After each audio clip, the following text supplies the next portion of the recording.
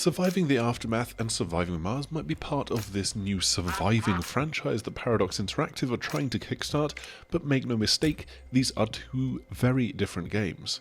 Thematically similar, with an emphasis on simply surviving the elements with your fledgling colony, everything else is almost completely different, right down to the developers.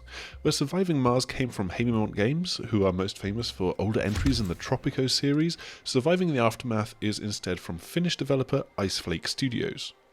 The tale of how it came to be is actually a rather interesting one, with Iceflake approaching Paradox Interactive a few years ago with their concept for a survival colony builder, well before the release of Surviving Mars. Since last year's game, Haemimont have decided to pursue other projects, but with Paradox owning the IP, the publisher saw the parallels between the two games and the opportunity to found a new franchise.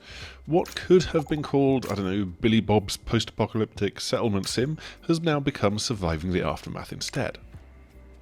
And so, from these completely different origins, you'll find very different gameplay to Surviving Mars.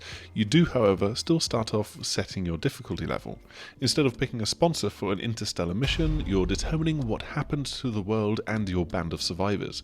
How irradiated is the environment? How fertile and warm is it? How many catastrophes will still ravage the surface? How large is the starting band of survivors? And also, just how difficult do you want the outer world to be? Each step gives you 3 levels to choose from, letting you really tweak and customize the difficulty to be as low, high, or kind of middling as you want. It goes from 33% at its easiest all the way up to 100% at its most grueling.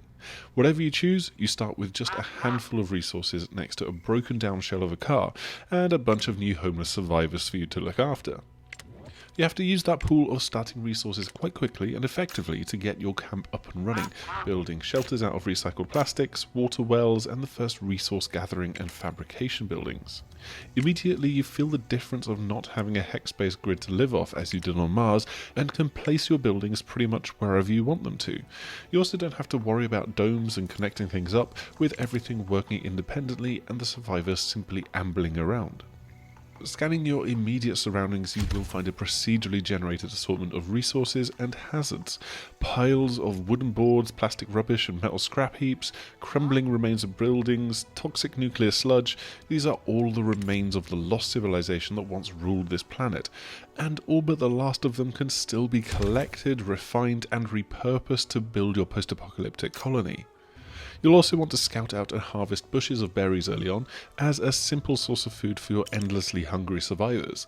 These will quickly get gobbled up though, so you need to set down roots more literally, with plots of land for growing seeds and both fishing and trapping huts for more sustainable sources of food.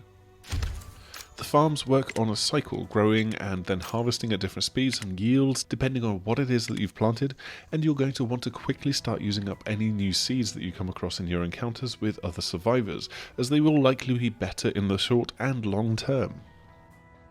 The initial setup for your colony can be quite fast to get something that's kind of sustainable, but there is some micromanagement coming from needing to set the working zone of each building. Through this, one scrapper building can drain a scrap heap of metal and then simply target the next one if you think that it's close enough that the amount of time spent walking back and forth by the workers isn't taking too long. You have to keep tabs on this for all of your collection buildings, while also making sure that there's enough people moving resources between the storage buildings, which will doubtless become a little bit more complex once you've drained your immediate surroundings dry and need to build and harvest from other parts of the map. We're still not too deep into the game, so we're not making too many snap judgments about the end game here. The game does really open up though once you've built a gate to your settlement, which seems to be quite conveniently located in the middle of a massive crater cut off from the rest of the world. It's through this gate, with one road leading to your settlement, that other people can wander up and interact with you. Traders can turn up to offer you particular medical supplies or items, and there's often survivors eager for shelter, and potentially even bandits coming to extract their pound of flesh. You can also send out a scavenger character to scout the surrounding world and gather resources, pulling your view out to a world map with an exploration minigame to find more resources, battle bandits, and uncover new technologies in the form of basic science points. It's a little bit of a strange pseudo turn-based setup, where your characters are regularly given action points with which to move, scout an area, and or interact with something. You're regularly pinged every half day to tell you that there's action points to spend, but it almost feels like it's this totally separate game, and it can become quite incessant when you have more than one roaming character who is a little bit out of sync. Really, the main goal here is to find those science points, as they are what drives the state of your colony forward. Spending them in the simplistic tech tree categories unlocks better housing, improved recycling, energy generation, and so on. And given the finite resources near your settlement, these are key to your continued survival. Another thing to bear in mind is that the disasters that once struck the planet might return.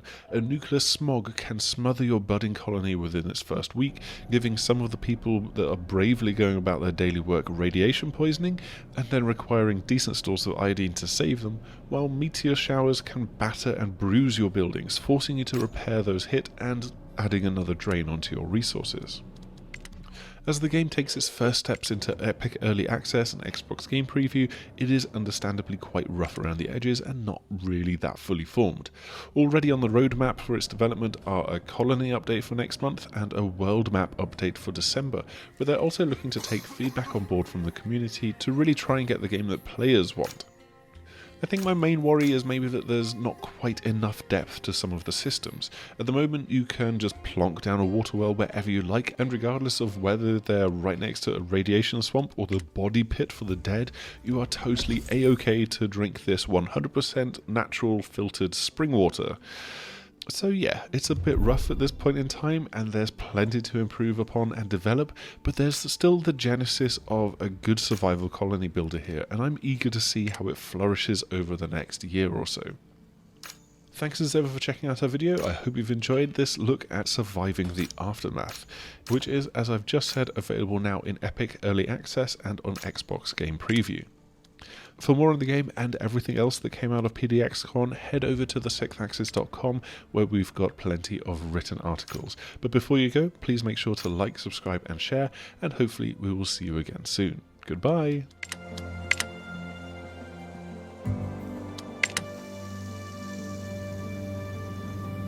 Huh?